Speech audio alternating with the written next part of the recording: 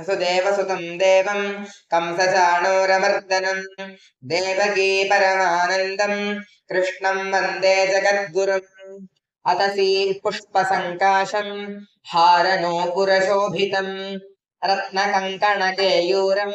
कृष्णं वन्दे जगद्गुरुम् कुटिलालकसंयुक्तं पूर्णचन्द्रनिभाननं विलसत्कुण्डलधरं कृष्णं वन्दे जगद्गुरुम् मन्दारगन्धसंयुक्तं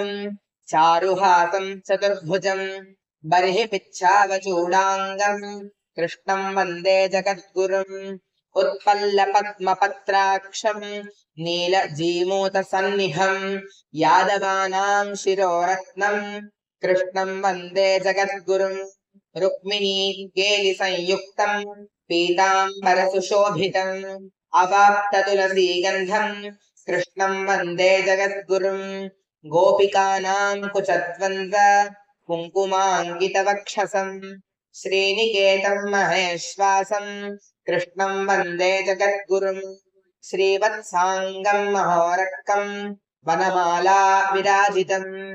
शङ्खचक्रधरं देवं कृष्णं वन्दे जगद्गुरुम् कृष्णाष्टकमिदं पुण्यं प्रातरुत्थाय यः पठेत् कोटिजन्मकृतं पापं स्मरणेन विनश्यति। श्रीकृष्णार्पणमस्तु।